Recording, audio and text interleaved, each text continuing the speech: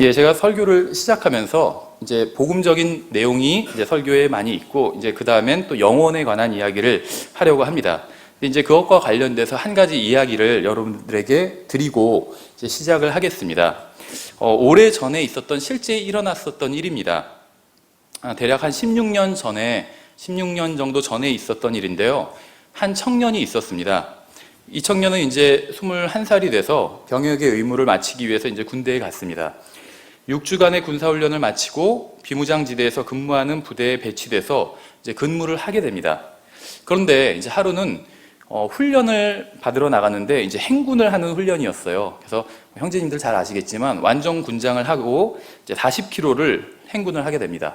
10시간 이상 행군을 하고 바로 투입이 됐어요. 공교롭게도 다시 비무장지대 내로. 그러니까 몸은 굉장히 이제 피곤한 상태였었죠. 그래서 이 청년은 이제 그 당시에 복무한 지 얼마 안 됐기 때문에 이제 이등병이었습니다. 그래서 보통 2명씩 짝을 지어서 초소 안에 투입을 시키는데 이제 이등병과 그러니까 짝대기 하나와 짝대기 4개 병장을 짝을 짓고 그다음에 일병과 상병을 짝을 짓고 이런 식으로 투입을 한다고 합니다. 그래서 투입이 돼서 들어갔는데 생각해 보세요. 10시간 동안 행군을 했어요. 그러니까 몸은 굉장히 정말 피곤한 상태였죠. 그러니까 이제 보통 병장들은 그러면 잠을 자게 됩니다. 그 안에서. 그래서 이등병한테 너는 똑바로 깨어서 좀 누가 오나 보라고. 이제 주로 사실은 소대장이 오나 보라 이런 거였겠죠. 저기 오나 보라가 아니라. 그래서 이제 소대장이 전령을 하나를 데리고 이제 그 몇백 미터마다 하나 있는 그 초소를 계속 이제 돌게 됩니다. 보초를 잘 서고 있나. 그래서 소대장이 오면 깨우라고 하고 잤던 거예요. 근데 이제 이 이등병이 아무래도 이제 경험도 많지 않고 또 긴장이 되고 또 졸린 상태고 그래서 이제 비몽사몽 간에 총을 잘못 조작을 이제 하게 됩니다. 근데 이제 그 탄창에는 이제 탄환을 껴넣게 되는데 제일 위에 또 중간중간에 예광탄이라는 것을 껴넣게 됩니다. 이 예광탄은 이제 실탄보다 먼저 발사가 돼서 불을 비추는 그런 탄환이에요. 그래서 적의 위치를 확 노출시키는 이제 그런 탄환이라고 보시면 되는데 실탄처럼 강력하지는 않지만 맞으면 죽습니다. 예광탄도. 똑같이 탄환이기 때문에 기본적으로. 근데 이제 이 청년은 실수로 예광탄을 발사하게 돼요. 그래서 그 탄환은 청년의 턱을 뚫고 입을 통과해서 눈 밑을 지나가서 밖으로 나가게 됩니다. 이제 청년은 당연히 바로 쓰러졌었죠. 피를 막 흘리고 쓰러졌어요. 마침 전령을 데리고 이 초소를 순찰하던 소대장이 바로 10m 거리에 있었어요. 초소와. 그래서 바로 총소리를 듣고 뛰어 오게 됩니다. 잠자던 고참은 일어나서 막 어리둥절하죠. 갑자기 막 피가 흥건하게 돼 있고 이제 자기 후임은 쓰러져 있고 그래서 막 정신이 나간 상태로 서 있었어요. 근데 이제 상황을 파악한 소대장이 이제 피를 흘리고 정신을 잃은 이 청년을 등에 업고 그다음에 그 산비탈을 뛰어서 헬기장으로 가게 돼요. 여기는 뭐 도로가 없어요. 그냥 비무장지대이기 때문에. 그래서 산비탈을 뛰어서 이제 헬기장으로 가게 되고 결국 이 청년은 헬기를 타고 국군 수도통합병원으로 후송되게 됩니다. 그래서 수도통합병원 중환자실에 입원한 청년은 3, 4일을 넘기기 힘든 이제 위독한 상황이었어요. 그러니까 뭐 3일을 넘길지 4일을 넘길지 알 수 없는 상황이었어요. 그래서 청년은 이제 얼굴에 그 탄알이 지나갔기 때문에 말도 하지 못하고 눈도 뜨지 못한 채 얼굴 자체를 다 붕대로 감고 이제 손만 간신히 움직일 수 있는 누워서 그런 상태였습니다. 그래서 청년의 사고 소식을 듣고 이제 가족들이 찾아오게 됩니다. 그 가족들 중에는 이제 청년의 형이 있었는데 그 형은 구원받은 사람이었어요. 그래서 그 청년이 누워있는 침대 옆으로 이제 형이 가서 형이 왔다고 얘기를 하니까 청년이 누워서 손짓으로 이렇게 쓸 수 있는 걸 달라고. 지금 앞은 안 보이는 상황이에요. 그래서 이제 그런 환자들은 주로 수첩에 이렇게 써서 의사를 표명하고 들리긴 하니까 그렇게 대화를 나누거든요. 그래서 손 쓸 거를 달라고 종이랑 펜을 달라고 해서 이제 종이랑 펜을 갖다 주니까 그 청년이 무엇이라고 썼는지 아세요? 2글자로 된 단어를 썼어요. 그 단어는 바로 지옥이라는 단어였어요. 지옥. 그 청년은 지옥이라는 단어를 쓰고 나서 두렵다고 썼어요. 두렵다. 자신이 그곳에 가게 될지 모른다는 사실이 두렵다고 했습니다. 그 청년은 교회에 다닌 적도 있었고 훈련소에 들어갈 때는 신약성경도 가지고 들어가서 훈련받는 내내 읽었었어요. 하지만 이제 죽음의 문턱에서 하늘나라나 지옥으로 가야 할 순간이 오게 되자 자신이 구원받지 못했다는 사실을 깨닫고 지옥이 한없이 두려워진 거예요. 왜냐하면 예수님을 영접한 적이 없었거든요. 교회는 다니고 신약성경도 읽었지만 그래서 청년의 형은 복음을 전했습니다. 예수님께서 너의 죄값을 치르기 위해 십자가에서 피를 흘리고 죽으셨다고 얘기를 해줬어요. 예수님의 대속으로는 영원한 생명이라는 하나님의 선물을 받아들이면 지옥에 가지 않아도 된다고 전해줬어요. 예수님을 개인적인 구원자로 받아들이고 영원한 생명이라는 하나님의 말씀을 받기 원하면 내 손을 꽉 잡으라고 이야기를 했습니다. 명상에 누워서 아무것도 할 수 없었던 이 청년은 형의 손을 꽉 잡았어요. 그리고 하나님께서 거저주시는 예수 그리스도를 통한 영원한 생명을 선물로 받게 되었습니다. 이 이야기는 앞서 말씀드린 대로 실화예요, 실화. 제가 어떻게 이 청년의 이야기를 자세히 아는지 궁금하지 않으세요? 이 청년의 형이 바로 오늘 여러분에게 하나님의 말씀을 전하고 있는 저입니다. 저는 오늘 이 청년이 믿은 복음에 대해서, 그리고 제가 어떻게 구원받았는지, 그리고 앞으로 무엇을 하려고 하는지에 대해서 말씀드리겠습니다. 성경은 이미 한 번 태어난 사람은 다시 태어나야 한다고 말씀하고 있습니다. 새로운 출생이 필요하다는 거예요. 성경에 의하면 이 새로운 출생은 하나님에 의해서 일어나게 됩니다. 하나님께서 사람을 다시 낳아주신다는 거예요. 요한복음 1장 13절에서는 이 새로운 출생에 대해서 말씀하시면서 새로운 출생을 한 사람들은 하나님에게서 태어난 것이라고 말씀하고 있어요. 이들은 혈통으로나 육신의 뜻으로나 사람의 뜻으로 나지 아니하고 오직 하나님에게서 태어난 자들이니라. 출생 자체가, 믿는 건 우리가 예수님을 믿는 거지만 출생 자체는 하나님에게서 비롯되었다는 것이죠. 요한일서 5장 1절에서도 비슷한 말이 있어요. 근데 여기서는 믿는 자가 하나님에게서 태어난다고 말씀하고 있어요. 그러니까 비슷한 말씀이지만 한 가지 사실을 더 보충하고 있죠. 믿는 자가 하나님에게서 태어났다. 그런데 무엇을 믿냐 하면 예수님께서 그리스도이심을, 구원자이심을 믿는 자가 하나님에게서 태어났다. 이렇게 말씀하고 있어요. 누구든지 예수님께서 그리스도이심을 믿는 자는 하나님에게서 태어났으며 낳으신 그분을 사랑하는 자마다 그분에게서 난 자도 사랑하느니라. 그렇죠. 그래서 예수님께서 구원자, 그리스도라고 믿는 사람은 하나님에게서 태어났고, 또 하나님에게서 태어난 다른 사람들도 형제이기 때문에 사랑하게 된다. 이런 말씀을 하고 있는 거죠. 다시 태어나기 위해서는, 즉 하나님께로부터 태어나기 위해서는 예수 그리스도를 믿어야만 합니다. 반드시. 요한복음 1장 12절은 예수님을 믿는 것이 바로 그분을 받아들이는 것이라고 말씀하고 있어요. 그분을 받아들이는 자들, 곧 같다는 거예요. 이분, 같다는 거. 곧 그분의 이름을 믿는 자들에겐 하나님의 아들이 되는 권능을 그분께서 주셨으니. 그러니까 이 믿음이라는 것이 사실 그렇게 어려운 게 아닌데, 어떤 사람은 믿고 싶은데 어떻게 믿는지 모르겠다, 이런 얘기를 하는 사람들이 있어요. 그래서 성경은 친절하게 믿는 건 다른 게 아니라 받아들이는 거다. 예수님을 받아들이는 것, 누가 우리 집에 오도록 받아들이는 것, 이것이 곧 믿는 것이다. 이렇게 설명을 해주고 있는 거죠. 하나님께서는 예수 그리스도를 믿는 자들에게 영원한 생명을 주시겠다고 성경에 약속하셨습니다. 성경에 의하면 예수 그리스도 외에 구원받을 수 있는 다른 방법은 전혀 없어요. 이것은 예수님께서 직접 하신 말씀이죠. 예수님께서 그에게 이르시되 내가 곧 길이요 진리요 생명이니 나를 통하지 않고는 아무도 아버지께 오지 못하느니라. 어떤 사람들은 예수님만 믿어야 구원받는다, 그런 예수님 그런 말씀 안 하셨다, 성경을 모르는 사람들이 그런 얘기를 하는 경우가 있는데, 그렇지 않아요. 예수님 분명히 자신을 통하지 않고는 아무도 아버지께 올 수 없다, 하나님 아버지께, 하나님 계신 곳에 갈 수가 없다는 거예요. 예수 그리스도를 개인적인 구원자로 받아들이지 않고는 구원받을 수 있는 방법이 전혀 없습니다. 만일, 정말 만일 여러분 중에 예수님을 개인적인 구원자로 믿지도 않았으면서 자신이 구원받았다고 생각하는 분이 있다면 그건 정말 대단히 큰 착각을 하고 있는 거예요. 왜 하나님께서 예수 그리스도를 믿는 믿음을 통해 구원하시는지 아세요? 예수님을 믿어야 구원받을 수 있다고 성경이 기록되어 있잖아요. 왜 하나님께서 하필 예수님을 믿어야 구원해 준다고 그렇게 말씀하셨는지 아세요? 왜 믿음이라는 방법을 통해서? 하나님께서는 모든 사람이 구원받기를 원하십니다.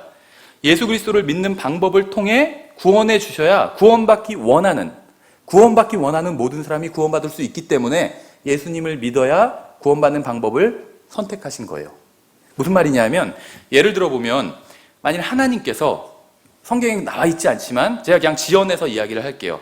만약 하나님께서 구원을 100억에 판매하신다면 100억, 누가 구원받을 수 있을까요? 잘 생각해 보세요. 영원한 생명, 구원받았다는 건 영원한 생명을 받았다는 의미죠. 영원한 생명이 100억이라면 비싼 걸까요? 싼 걸까요? 영원한 생명이 100억이라면 비싼 거 아니에요. 100억 주고 사도 그거는 잘하는 장사예요. 비싼 거 아니에요.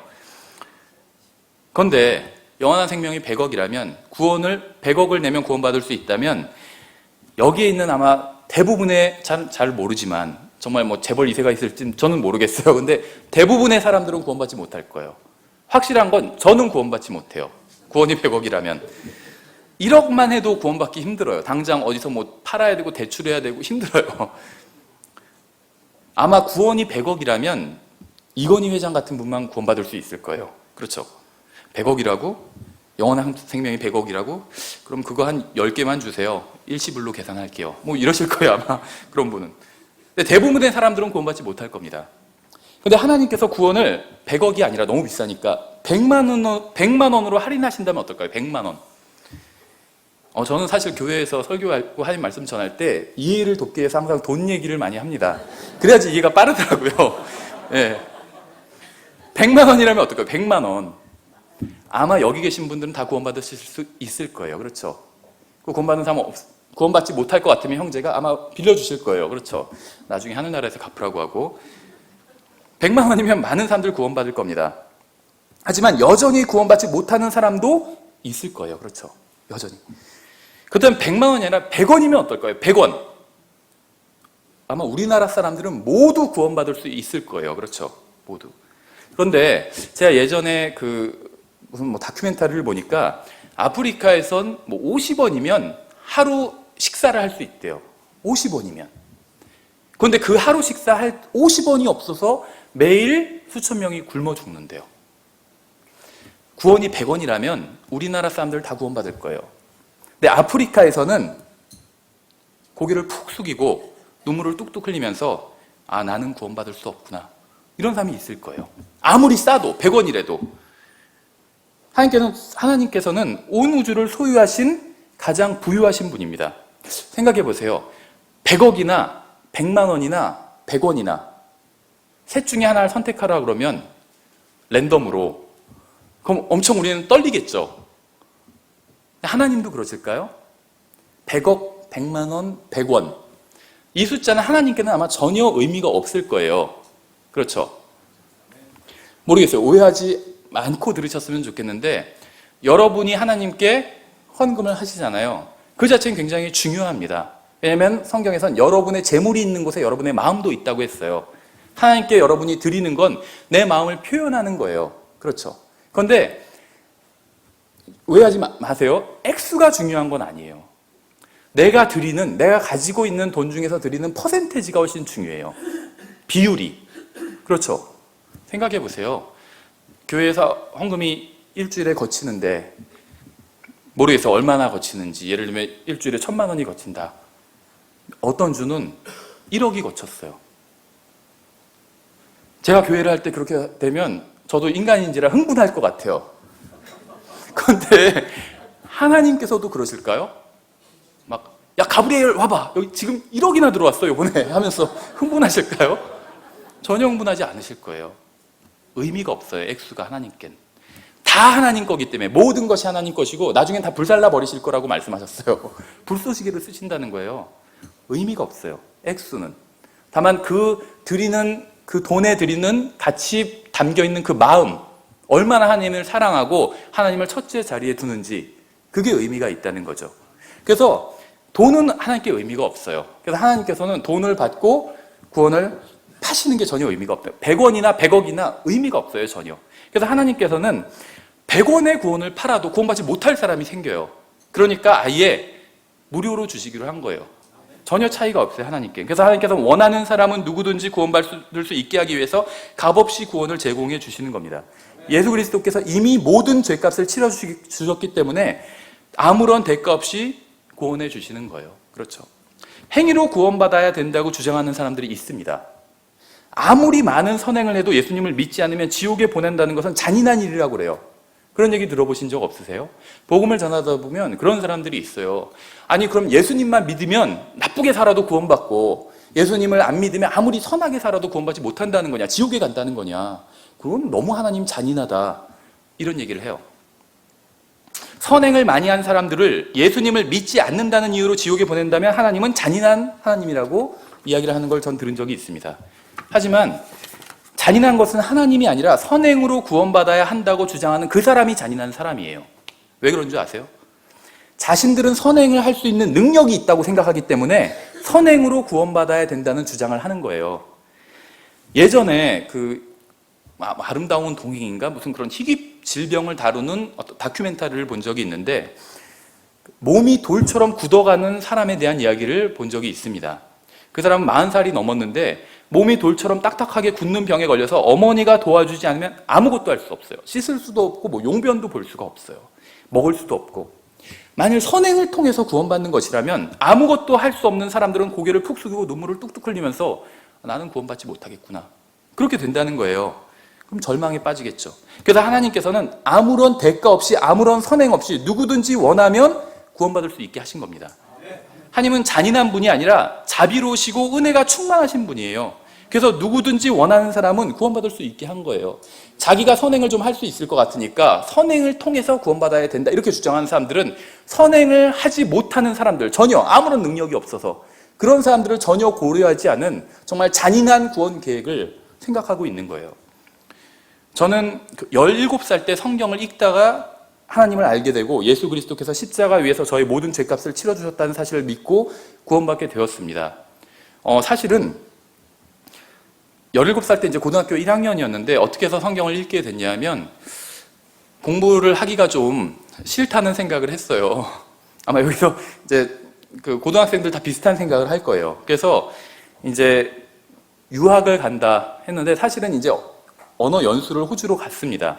근데 이제 호주로 언어 연수를 갔는데 짐 속에서 보니까 성경이 나왔어요. 한영대역 성경이.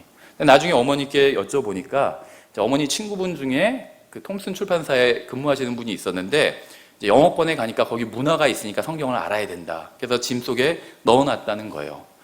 그래서 막상 호주에 이제 갔는데 별로 할 게 없더라고요. 다 시골이고 그냥 시골로 그 유학원에서 시골로 보내버려가지고 할 게 없어서 이제 성경을 읽기 시작했습니다.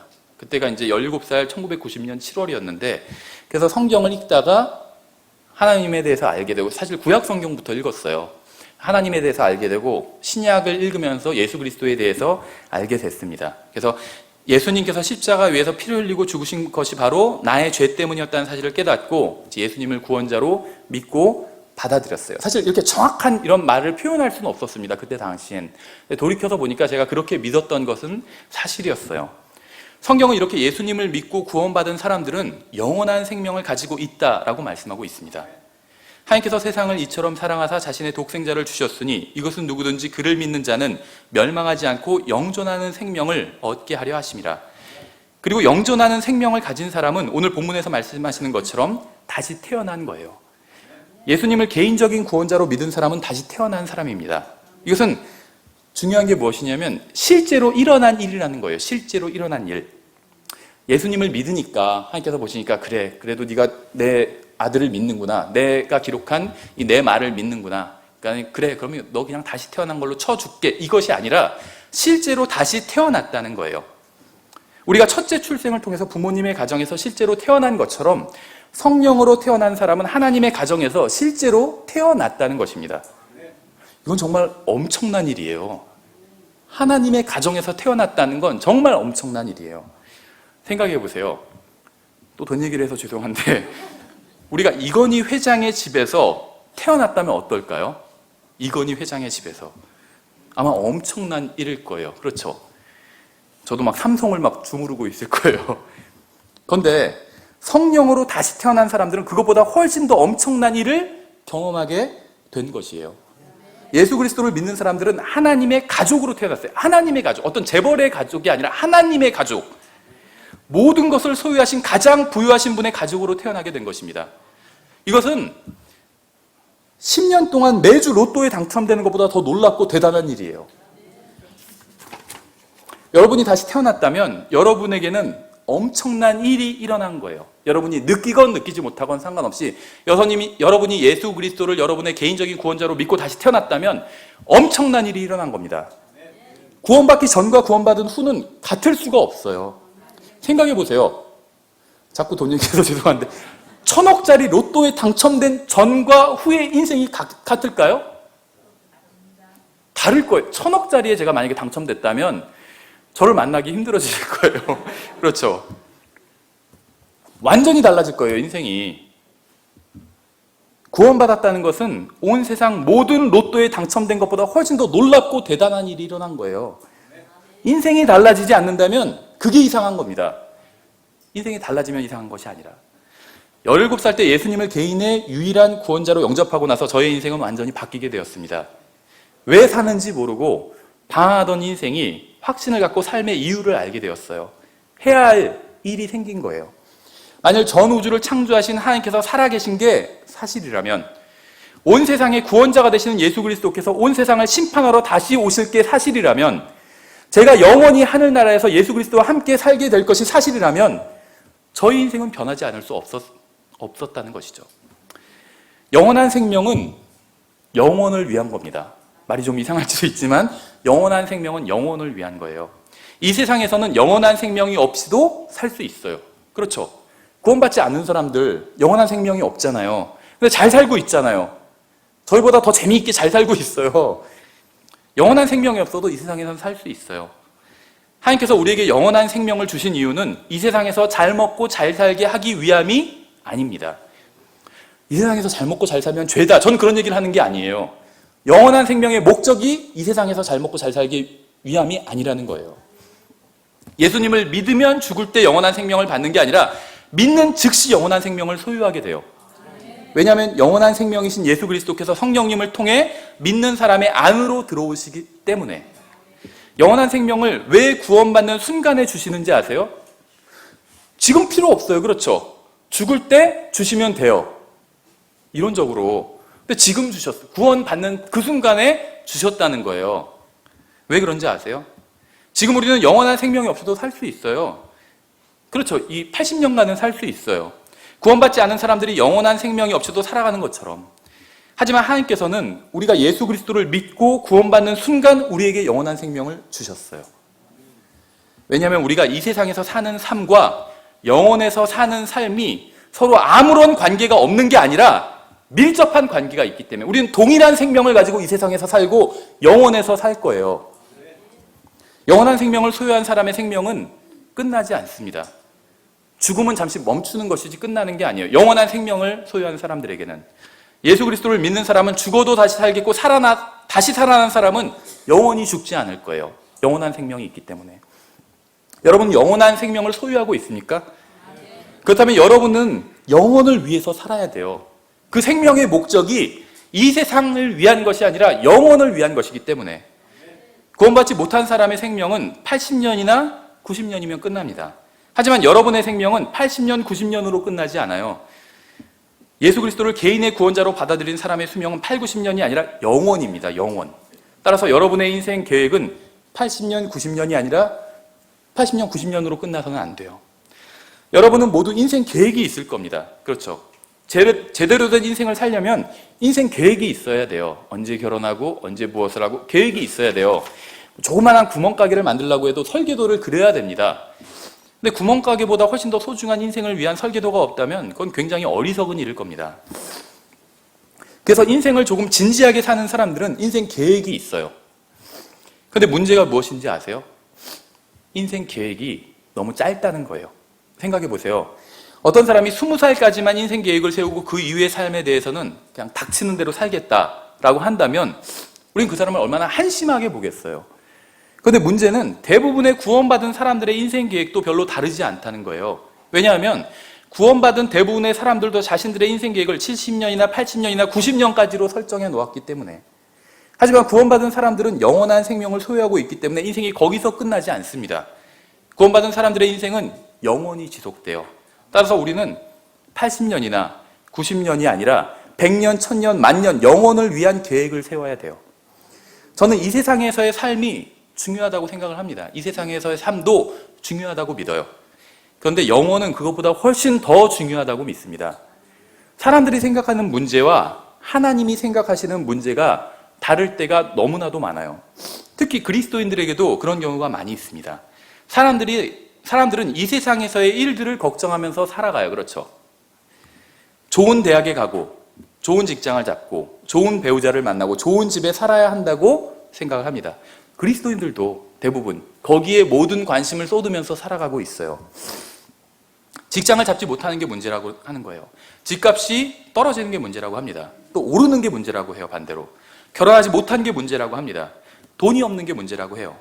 저도 좋은 대학에 가고 좋은 집에 살고 좋은 직장을 갖고 좋은 배우자를 만나는 것은 중요한 일이라고 믿습니다. 그것이 다 하찮다고 아무것도 아니라고 생각하지는 않아요. 중요한 일이라고 믿어요.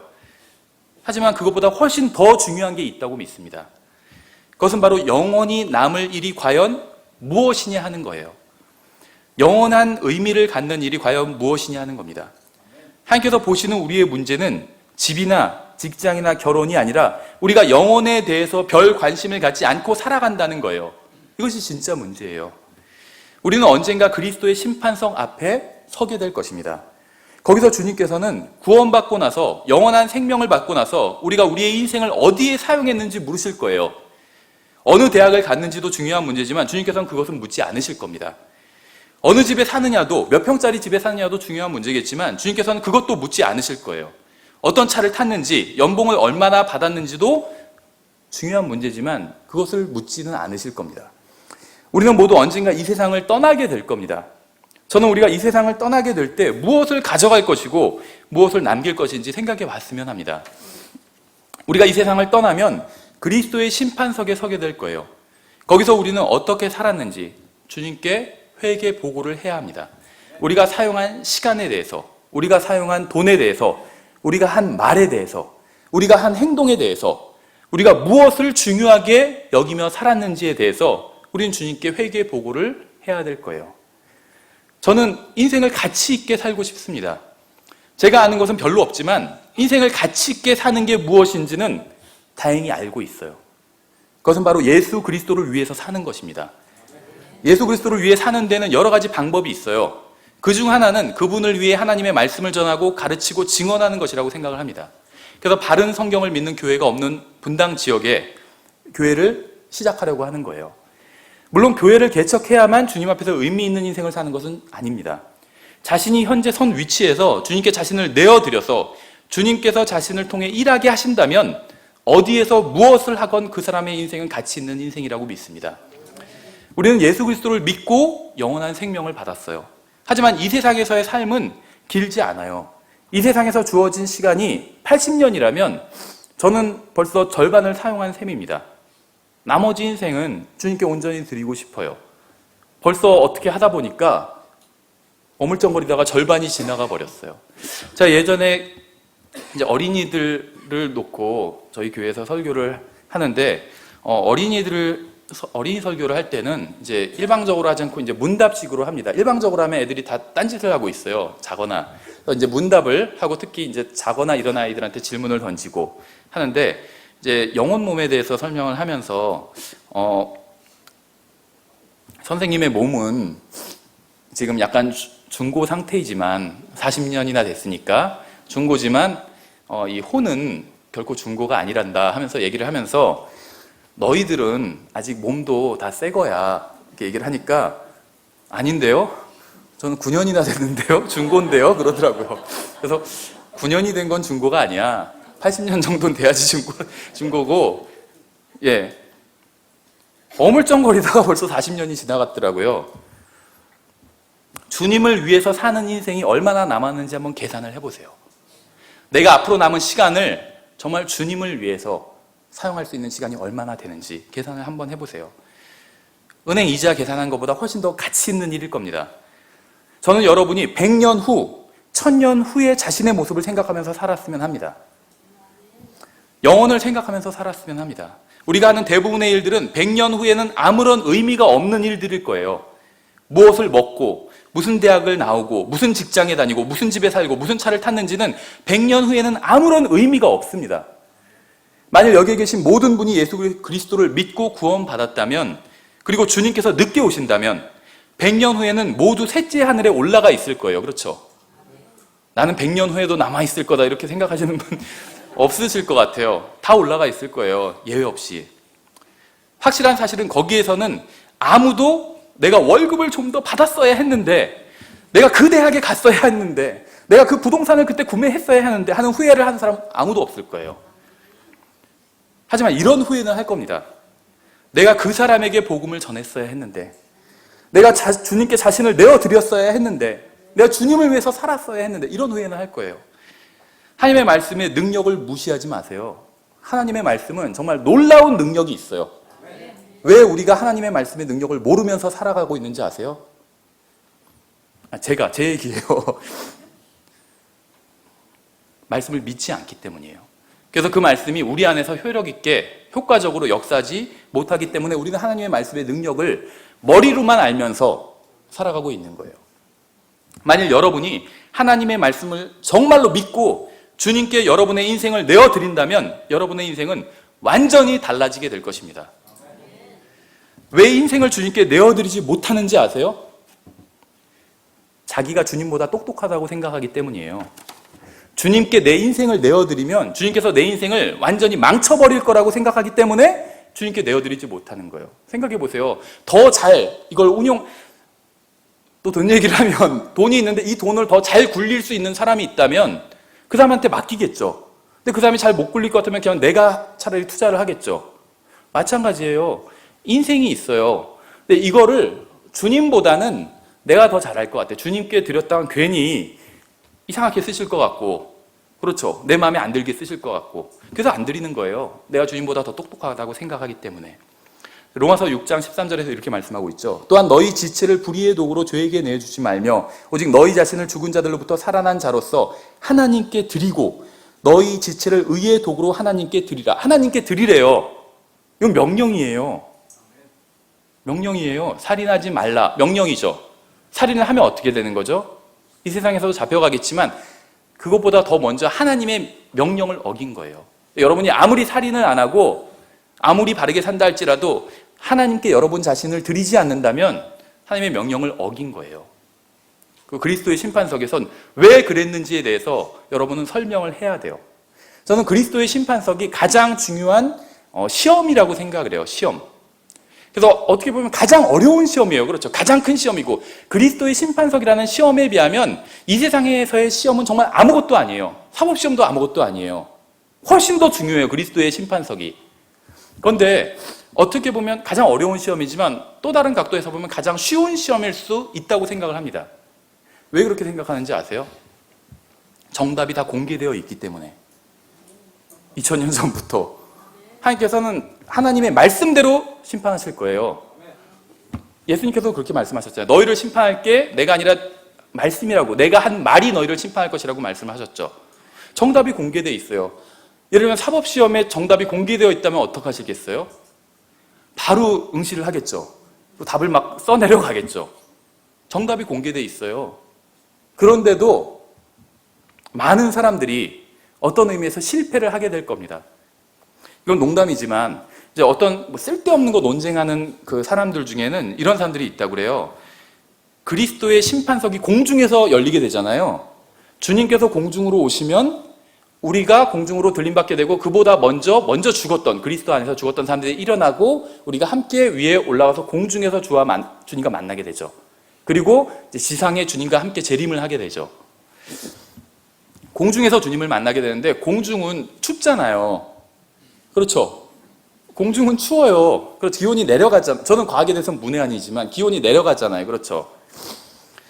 그래서 거긴 추운데 과연 거기서 생존할 수 있을까? 이런 거 논쟁하는 사람도 봤어요. 진짜로. 근데 저는 거기서 추위를 걱정할 필요는 전혀 없다고 생각을 합니다. 왜냐하면 성경에 보니까 우리가 한 것들이 불에 의해서 드러나게 된대요. 우리가 한 일들이. 그래서 정말 주님을 위해서 한 일들은 보석으로 나오고 우리가 우리 자신을 위해서 주님의 능력이 아닌 우리 자신의 능력으로 자신을 위해서 산 것들은 다 이제 나뭇가지나 그루터기나 해서 불에 활활 타버릴 거예요. 그렇죠? 저는 거기가 그리스도의 심판석이 후끈한 자리가 될 거라고 생각해요. 땔감이 많기 때문에. 각자 엄청나게 지고 갈 거라고 생각을 합니다. 그리스도인들이. 물론 이제 이건 농담이, 이런 걸 교리로 가르치진 않아요. 저는. 농담이고. 예.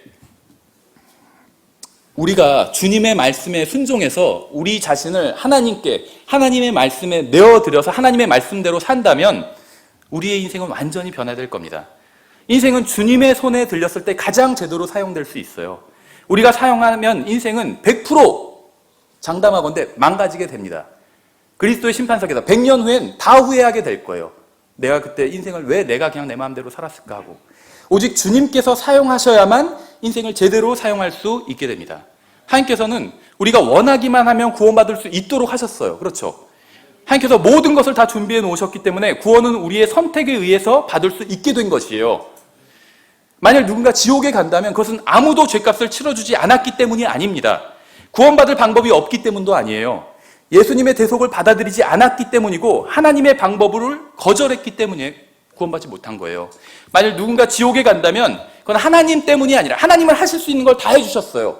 원하면 구원받을 수 있도록 모든 걸 예비해 주셨습니다. 예수 그리스도의 대속을 통해서. 만일 누군가 지옥에 간다면 그건 하나님 때문이 아니라 그 사람 자신 때문이에요. 하나님의 선물을 거절했기 때문에 구원을 받지 못한 거예요. 그렇죠? 구원은 전적으로 하나님의 능력으로 이루어지는 것이지만 그 선물을 받아 하늘나라에 가거나 거절하고 지옥에 가는 것은 전적으로 인간의 책임에 있다는 겁니다. 구원받은 사람의 인생도 마찬가지예요. 하나님께서는 모든 것을 다 준비해 놓으셨습니다. 우리가 원하기만 하면 주님을 기쁘시게 하는 최고의 인생을 살 수 있어요. 성령님께서 준비를 모두 마치고 기다리고 계십니다. 우리가 내어드리기만 하면 바로 일하실 준비를 하고 계세요. 성령님께서는. 만약 우리가 최고의 인생을 살지 못했다면 그건 하나님 때문이 아니고 옆에 있는 다른 형제 때문도 아니에요. 하나님 때문이 아니라 주님께 자신을 내어드리지 않은 우리 자신 때문일 겁니다. 여러분은 일시적인 시간을 위해서 사십니까? 아니면 영혼을 위해서 사십니까? 만약 우리가 이 세상의 모든 것들이 다 불에 타버릴 것이라는 하나님의 말씀을 정말 믿는다면 우리는 어떤 마음과 자세로 이 세상을 살아야 될까요?